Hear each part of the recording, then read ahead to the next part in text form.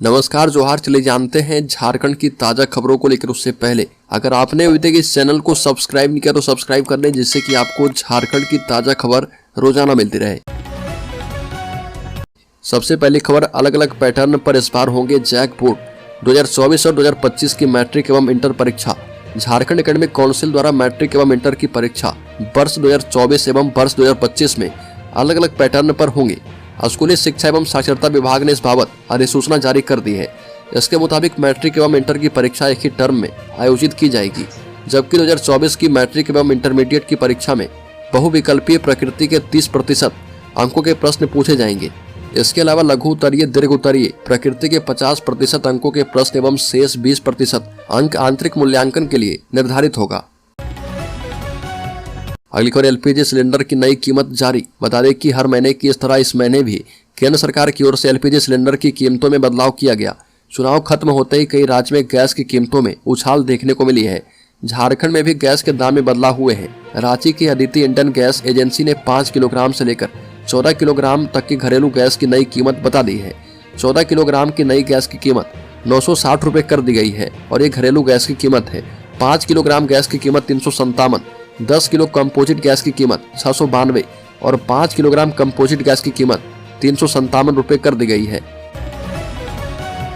अगली खबर, झारखंड राज्य में पेपर लीक करने पर लगेगा 10 करोड़ तक का जुर्माना और हो जाएगी उम्र कैद।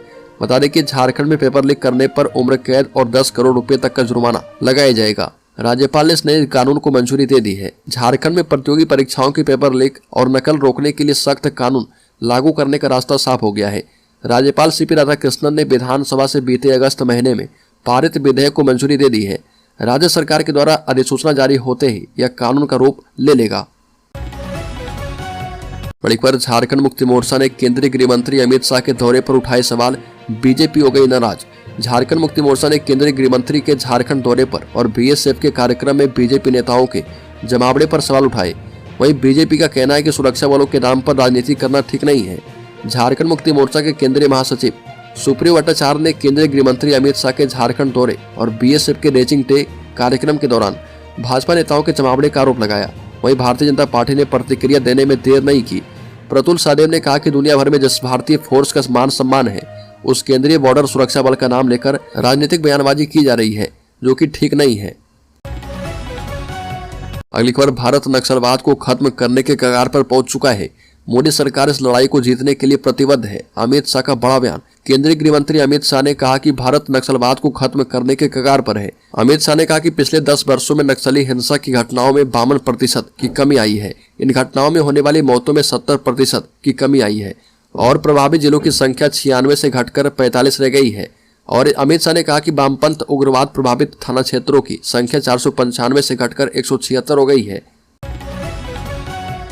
अगली खबर, राज्य में झारखंड अबुआ आवास की जबरदस्त मांग। सरकार आपके द्वार कार्यक्रम में लोग दे रहे लगातार आवेदन।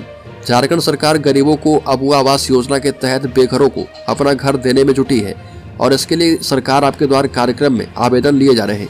राज्य स्थापना दिवस 15 नवंबर से शुरू हुई अबुआ आवास योजना के तहत हेमंत सरकार इन दिनों अपने बलबूते बेघरों को आवास देने में जुटी है। सरकार आपके द्वार कार्यक्रम के जरिए आवेदन की प्रक्रिया राज्य के विभिन्न जिलों में लगे कैंप के माध्यम से लिए जा रहे हैं। कैंपों में प्राप्त हो रहे आवेदन में सर्वाधिक संख्या जो है आवास से ही संबंधित है। सरकार को उम्मीद है कि 29 दिसंबर तक आयोजित सरकार आपके द्वार कार्यक्रम के माध्यम से 7 लाख से अधिक आवेदन प्राप्त होंगे। जानकारी के मुताबिक शुरू के 4 दिनों में प्राप्त आवेदनों में करीब 70% आवेदन जो है अबुआ आवास योजना, जिसमें गरीबों को फ्री में घर मिलता है, कई जिलों से प्राप्त हुई है। सरकार के पास पहले से ही आवास के लिए बड़ी संख्या में आवेदन लंबित है। अगली खबर, झारखंड में आजसू पार्टी के मिलन समारोह में सुदेश महतो ने रोजगार के बहाने हेमंत सरकार पर साधा निशाना। आजसू पार्टी के केंद्रीय अध्यक्ष सुदेश महतो ने कहा कि झारखंड की हेमंत सोरेन सरकार दिखावे में नहीं, हकीकत पर फोकस करे, क्योंकि भाषणबाजी से सरकार अपनी नाकामियां छिपा रही है। झारखंडी दूसरे राज्य में काम करने को विवश है। आजसू पार्टी के केंद्रीय अध्यक्ष ने कहा कि राज्य के युवा शौक से बाहर नहीं जाते, बल्कि मजबूरी में उन्हें काम करने की तलाश में बाहर जाना पड़ता है। सुदेश महतो ने कहा कि हेमंत सोरेन के दावे, वादे और भाषण झूठ के पुलिंदे हैं। सरकार राज्य में रोजगार की व्यवस्था सुनिश्चित करने में पूरी तरह विफल है। बड़ी खबर, नए साल में झारखंड के लोगों को लग सकते हैं बिजली के झटके। कीमत जो है 25% तक बढ़ाने का प्रस्ताव है। झारखंड में बिजली उपभोक्ताओं को जोर का झटका लग सकता है। विभाग की ओर से बिजली दर में बढ़ोतरी की तैयारी की जा रही है। झारखंड बिजली वितरण निगम लिमिटेड ने बिजली की कीमतों में 25% तक की वृद्धि का प्रस्ताव झारखंड इलेक्ट्रिसिटी रेगुलेटरी कमीशन के समक्ष जमा किया है। कमीशन ने इस प्रस्ताव का अध्ययन कर लिया है और इसे लेकर विभिन्न प्रमंडलों में जनसुनवाई की तारीखें तय कर दी है। जनसुनवाई की प्रक्रिया पूरी होने के बाद आयोग नई दरों का अंतिम निर्धारण करेगा। अगली खबर, रांची वाले हो जाए सावधान, ट्रैफिक नियम उल्लंघन को देख रहा ऊपर वाला। 1 साल में कट चुके हैं 14 लाख का चालान। रांची में सुरक्षा और ट्रैफिक व्यवस्था को बेहतर बनाने के लिए शहर के हर चौक चौराहों पर कुल 750 सीसीटीवी कैमरे लगाए गए हैं और इनमें से 650 कैमरे एजेंसी के द्वारा लगाए गए थे, जबकि 200 कैमरे स्मार्ट सिटी के एजेंसी के द्वारा लगाए गए थे। इसके अलावा शहर के 60 लोकेशन पर ट्रैफिक उल्लंघन कैमरे और 63 लोकेशन पर सर्विलांस सीसीटीवी कैमरे लगाए गए हैं। इन कैमरों की मदद से ट्रैफिक विभाग ने यातायात नियमों का उल्लंघन करने वालों से करीब 1.5 लाख ऑनलाइन चालान इस साल काटे हैं। इन कैमरों की मदद से शहर में चोरी की घटनाओं को भी ट्रेस किया जा रहा। बड़ी खबर, सिलक्यारा सुरंग में जिंदगी की जंग जीतने के बाद जन्मभूमि लौट चुके हैं झारखंड के कर्मवीर। मुख्यमंत्री हेमंत सोरेन से भी हो चुकी है मुलाकात। उत्तरकाशी की सिलक्यारा सुरंग में 17 दिनों तक जिंदगी की जंग जीतने वाले झारखंड के सभी 15 कर्मवीर श्रमिक रांची लौट आए हैं और सीएम हेमंत सोरेन के निर्देश पर सभी को उनके परिजनों के साथ विमान से शाम में बिरसा मुंडा एयरपोर्ट लाया गया। एयरपोर्ट पर उनके स्वागत के लिए भारी भीड़ थी। उनके स्वागत करने के लिए श्रम मंत्री सत्यानंद भोक्ता समेत झारखंड मुक्ति मोर्चा, भाजपा, कांग्रेस के नेता मौजूद थे। सभी ने माला पहनाकर स्वागत किया और उसके बाद मंत्री भोक्ता के साथ सभी मुख्यमंत्री हेमंत सोरेन से मिलने उनके आवास पहुंचे। अगली खबर, गोड्डा के बाद पाकुड़ जिले में मलेरिया जैसे लक्षणों की बीमारी ने ले ली है 5 बच्चों की जान। अब तक 1 दर्जन लोगों की मौत हो चुकी है। झारखंड में गोड्डा के बाद पाकुड़ जिले में मलेरिया जैसे लक्षणों की बीमारी से 5 बच्चों की मौत हो गई। अब तक राज्य में तकरीबन 1 दर्जन मौत हो चुकी है और झारखंड के गोड्डा के बाद पाकुड़ जिले में भी बड़ी संख्या में बच्चे मलेरिया से मिलते जुलते लक्षणों की बीमारी से पीड़ित हैं। गोड्डा में बीमारी से जहां 7 बच्चों की मौत हुई है, वहीं पाकुड़ में भी 5 बच्चों की जान चली गई है। ये सभी मौतें 8 से 10 दिनों के दौरान हुई है। मरने वाले सभी बच्चे आदिम जनजाति और जनजातीय परिवारों के हैं। अगली खबर, ठगी के लिए मुस्लिम से बन गया हिंदू। झारखंड के ठग की कारस्तानी। बलरामपुर पुलिस ने एक ऐसे ठग को गिरफ्तार किया है जो कि है मुस्लिम लेकिन हिंदू बनकर ठगी को अंजाम देता था। आरोपी ने अपने मकान मालिक से 3 लाख रुपए की ठगी कर ली। पुलिस ने धोखाधड़ी के मामले में उसे अरेस्ट कर लिया है। ठगी को अंजाम देने के बाद आरोपी फरार है, लेकिन पुलिस ने आरोपी मुश्ताक अंसारी को अरेस्ट कर लिया है। पुलिस आरोपी के बैकग्राउंड को खंगाल रही है और पुलिस ये भी जानने की कोशिश में लगी है कि कहीं मुश्ताक कोई नेटवर्क का हिस्सा तो नहीं। झारखंड के गढ़वा जिले के रहने वाले मुश्ताक अंसारी ने अपना नाम शेखर दुबे बताया और खुद को आर्मी का जवान बताकर परिवार में सदस्य जैसा रहने लगा। कुछ दिनों के बाद आरोपी ने अपनी मां की तबीयत खराब होने की बात कही और इलाज के लिए मकान मालिक से 3 लाख रुपए मांगे और उसे लौटाने का भरोसा दिया। रुपए लेने के बाद आरोपी मुश्ताक अंसारी, जो कि खुद को शेखर दुबे बताता था, वो फरार हो गया। अगली खबर, झारखंड में भाजपा के केंद्रीय नेताओं की बढ़ती गतिविधियों पर कांग्रेस का बयान। ईडी और सीबीआई को एक्टिवेट करने आते हैं बीजेपी नेता।